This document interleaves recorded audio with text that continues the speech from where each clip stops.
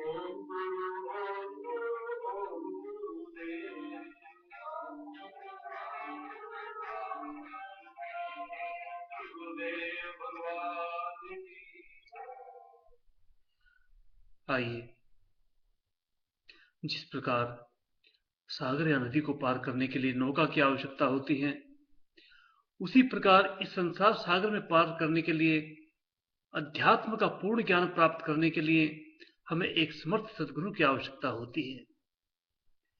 भौतिक वस्तुओं की जानकारी या भौतिकता का ज्ञान कराने वाले को हम गुरु नहीं मानते। यह ठीक है, हमें कंप्यूटर का ज्ञान प्राप्त करना है, किसी से लेना पड़ता है। मैथ की जानकारी हमें किसी से लेनी पड़ती है। साइंस का ज्ञान हमें किसी से लेना पड़ता है। जिन से हम यह सब ज्ञान लेते हैं, जिनसे हम इनके बारे में जानकारी प्राप्त करते हैं, जिनसे हम ये सब सीखते हैं, उनको हम गुरु के रूप में स्वीकार नहीं कर सकते। वो हमारे शिक्षक हो सकते हैं, लेकिन गुरु का पद उनको नहीं मिल सकता। शिक्षक हमें अनेक मिल जाते हैं, 2, 4, 10, जितने चाहिए हम धन के प्रभाव से शिक्षक प्राप्त कर सकते हैं। लेकिन गुरु जीवन में एक ही बार प्राप्त होता है और एक ही प्राप्त होता है, जो हमारे जीवन को इस भव सागर से पार कराते हैं, जीवन वर्ण के चक्र से मुक्त करा देते हैं। ऐसे सद्गुरु धन के प्रभाव से हम प्राप्त नहीं कर सकते। सच्चे गुरु और समर्थ गुरु को प्राप्त करने के लिए अपना यह जीवन उनके चरणों में अर्पण करके पूर्ण समर्पण करना पड़ता है, और तब जाकर के हमें पूर्ण ज्ञान की प्राप्ति होती है। जब तक हम अपना जीवन सद्गुरुदेव के चरणों में अर्पण नहीं करते, सद्गुरुदेव भी वह दिव्य ज्ञान हमें प्रदान नहीं करते। संसार सागर से पार करने का जो मार्ग है, उस मार्ग के बारे में सद्गुरुदेव हमें नहीं बतलाते जब तक हमारे मन के अंदर जिज्ञासा न हो। क्योंकि शास्त्रों में कहा गया है, भूखे को बिना मांगे अन्न दे दीजिए, प्यासे को बिना मांगे पानी पिला दीजिए। कोई रोगी व्यक्ति आपके सामने आए, उसकी दवा की व्यवस्था कीजिए, बिना मांगे उसको दवाई दीजिए। कहीं अच्छा कार्य हो रहा हो, भगवान की सेवा हो रही हो, देवालय का निर्माण हो रहा हो, उस जगह आप बिना मांगे धन दे दीजिए, आपका धन शुद्ध होगा। लेकिन मेरे बंधुओं, शास्त्रों में कहा है कि यह वह दिव्य ज्ञान जिसके कारण से मनुष्य इस जीवन के भव सागर को पार करता है, जीवन के जीवन और मरण के चक्र से मुक्त हो जाता है।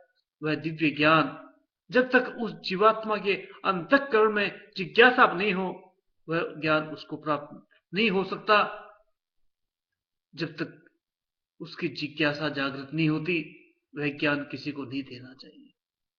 इसलिए जब तक गुरु के चरणों में जाकर के प्रार्थना नहीं की जाती कि हे गुरुदेव, हमें इस संसार सागर से पार करने का मार्ग बतलाइए, गुरुदेव भी वह दिव्य ज्ञान हमको प्रदान नहीं करते। इति गुह्यतमम शास्त्रम। आप में से बहुत से लोग इस प्रकार हैं। ऐसे लोग हैं जो देवालय में सोमवार के दिन आते हैं। आप सब लोग जानते हैं, सोमवार को हम देवालय के अंदर गीता का पाठ करते हैं। वह गीता का दिव्य ज्ञान जिसका हम पाठ करते हैं, हमें कहां से प्राप्त हुआ? वह ज्ञान हमें प्राप्त हुआ, वह हमारे ऊपर वेद व्यास जी भगवान की कृपा, वेद व्यास जी महाराज ने वह दिव्य ज्ञान महाभारत के युद्ध में से महाभारत के ग्रंथ में समर्पित किया, जिसके कारण आज हम उस गीता का पाठ कर सकते हैं, उसका लाभ ले सकते हैं। लेकिन मेरे बंधुओं, हमें यह गीता पढ़ने को मिली निश्चित रूप से वेद व्यास जी भगवान की कृपा, लेकिन अर्जुन को यह गीता सुनने को मिली, यह भगवान की कृपा। कृष्णम वंदे जगत गुरु। लेकिन यह दिव्य ज्ञान अर्जुन को मिला, इतनी आसानी से नहीं मिला। गीता के प्रथम अध्याय के अंदर अर्जुन विषादग्रस्त है, अपना ज्ञान दिखाता है, अपना ज्ञान दिखलाता है, कहता है केशव, मैं इन सबको किस लिए मारूं? कथम भीष्महं संख्ये द्रोणं च मधुसूदन। अपना ज्ञान दिखा रहा है, कभी भगवान को आदेश दे रहा है कि हे केशव, मेरे रथ को दोनों सेनाओं के बीच में लेके जाइए। मैं देखना चाहता हूं कि युद्ध करने के लिए कौन कौन से वीर इस रणभूमि में आए हैं। सेनयोरुभयोर मध्ये प्रथम संस्थाप्य केशव। भगवान भी अर्जुन को वह दिव्य ज्ञान नहीं देते जिस प्रकार से अर्जुन कहता है। भगवान अर्जुन की आज्ञा का पालन करते रहते हैं,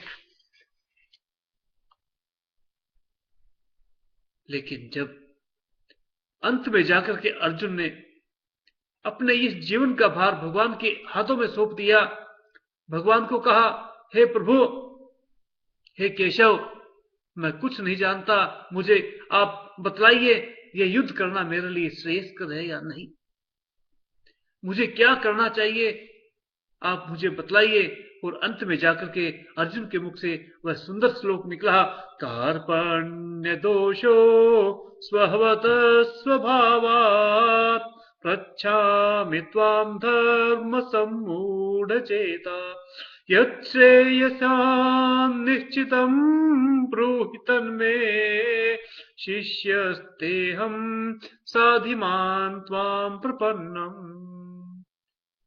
जैसे यह श्लोक निकला, अर्जुन ने कहा, शिष्यस्तेऽहं साधिमान् त्वां प्रपन्नम्, कि हे केशव, मैं आपका शिष्य हूं, क्या करना चाहिए, अच्छे बुरे का मुझे ज्ञान नहीं, आप मुझे बतलाइए, ये युद्ध करना चाहिए या नहीं। तब जाकर के भगवान ने यह ज्ञान की दिव्य मंजूषा खोल करके अर्जुन के सामने रखी, लेकिन बड़े प्रेम से नहीं रखी। जब भगवान ने बोलना शुरू किया तो सबसे पहले आपकी भाषा में बोला जाए तो अर्जुन को 2-4 गालियां दी। अर्जुन को कहा, अशोच्यानन्वशोचस्त्वं प्रज्ञावादांश्च भाषसे गतासूंश्च नानुशोचन्ति पंडितः। हे अर्जुन, तुम किसके बारे में सोचते हो? तुम भीष्म को मारोगे, तुम द्रोण को मारोगे, तुम्हारे बस की बात नहीं, वो सब तो मर चुके हैं। मैं तो केवल ये चाहता हूं कि इस युद्ध के अंदर विजय हो और उसका श्रेय केवल तुम्हें प्राप्त हो। इसलिए अर्जुन, नपुंसकता को छोड़ो, दौर्बल्यता को छोड़ो और युद्ध करो, जो कुछ होगा देखा जाएगा। ये दिव्य ज्ञान जब प्राप्त हुआ तो अर्जुन ने भी भगवान को प्रणाम किया, कृष्णं वंदे जगद्गुरु। इसीलिए हम भगवान को जगत गुरु के रूप में मानते हैं। रहीम जी महाराज, रहीम जी ने भी गुरु भक्ति के बारे में महिमा बतलाते हुए अत्यंत सुंदर दोहा लिखा, 7 समुद्र की मसी करूं, लेखनी सब बन राय, सब धरती कागज करूं, गुरु गुण लिखियो न जाए। रहीम जी महाराज कहते हैं, हे गुरुदेव, आपकी महिमा का वर्णन करना बड़ा कठिन है।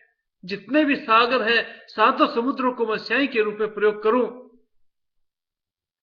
और जितनी संसार के अंदर धरती है, उस पूरी धरती को मैं लिखने के लिए कागज के रूप में यूज करूं, लिखने के लिए प्रयोग करूं, तब भी आपके गुणों का वर्णन करना असंभव है। रहीम जी ने जो बात सदगुरुदेव के गुणों के वर्णन के बारे में कही, ठीक वही बात आप सभी लोग पढ़ते हैं, शिव महिमा का पाठ करते हैं, उसमें आता है, असित गिरि समम स्यात् कज्जलम सिंधु पात्रे, सुरतरुवर शाखा लेखनी पत्र मूर्वी, लिखति यदि गृहीत्वा शारदा सर्वकालम, तदपि तव गुणानाम ईश पारन्नयाति। पुष्पदंत जी महाराज वर्णन करते हैं, हे महादेव, हे भोलेनाथ, आपके गुणों का वर्णन करना हम तुच्छ जीवात्माओं के बस की बात तो नहीं है। साक्षात मां भगवती जगदम्बा, राज राजेश्वरी सरस्वती माता अपने हाथ में कलम लेकर के अगर आपके गुणों का वर्णन करने लगे, तब भी आपके गुणों का वर्णन करना असंभव है। पुष्पधन जी महाराज ने भगवान की जो महिमा बतलाई, वही महिमा रहीम जी ने गुरुदेव की बताई, और कबीरदास जी ने तो इससे भी आगे बढ़कर के कहा, गुरु गोविंद दोहू खड़े, गुरु गोविंद दोहू खड़े, काके लागू पाए, बलिहारी गुरु आपने, गोविंद दियो मिलाए, बलिहारी गुरु आपने, गोविंद दियो बताए। कबीरदास जी ने तो भगवान से भी अधिक महत्व गुरु का बतला दिया। वो कहते हैं, हरि रूठे गुरु ठोर है, हरि रूठे गुरु ठोर है, गुरु रूठे नहीं ठोर। कि इस जगत के अंदर भगवान रुष्ट हो जाए तो कोई बात नहीं। सत्यनारायण की कथा के अंदर प्रसंग आता है, कलावती ने प्रसाद का अपमान किया, प्रसाद का भक्षण नहीं किया, प्रसाद का सेवन नहीं किया। उस प्रसाद की अवहेलना करने से भगवान सत्यनारायण रुष्ट हो गए। इस प्रकार का प्रसंग कई बार होता है। तो लेकिन कबीरदास जी तो कहते हैं, अगर भगवान रुष्ट हो जाए तो कोई बात नहीं, गुरुदेव की प्रार्थना कीजिएगा। गुरुदेव रुष्ट है तो हमारा जीवन बेकार, अगर भगवान रुष्ट है तो भगवान को पुष्ट करने का साधन, भगवान को तुष्ट करने का साधन हमारे गुरुदेव हमें बतला सकते हैं। इसलिए बंधुओं, किसी भी प्रकार से हो, गुरुदेव की वंदना, अर्चना, पूजा करते रहना चाहिए। गुरुदेव की महिमा का महान चिंतन शास्त्रों ने किया, वेदों ने भी इसका वर्णन किया। आज पूर्णिमा की तिथि, इस तिथि का नाम गुरु पूर्णिमा, व्यास पूर्णिमा के नाम से हम मनाते हैं। इसीलिए बंधुओं, मैं भी अपनी वाणी के द्वारा जो शब्द निकले, उन वाक पुष्पों के द्वारा सदगुरुदेव के चरणों का पूजन करता हुआ अपने इन पुष्पों को सदगुरुदेव के चरणों में अर्पण करता हूं। और आइए सब मिलकर के गुरुदेव की प्रार्थना करते हैं, गुरुदेव का स्मरण करते हैं। कहते हैं, गुरुदेव हमारी इस जीवन की नैया को आप पार लगाइएगा, क्योंकि हम इतने समर्थ नहीं हैं, हम इतने समर्थ नहीं हैं कि अपने जीवन का उद्धार कर सके। आप सर्वसमर्थ हो, इसलिए सभी लोग मिलकर के प्रार्थना करेंगे, मेरे साथ बोलेंगे, ओम गुरु ओम गुरु ओम गुरुदेव, जय गुरु जय गुरु जय गुरु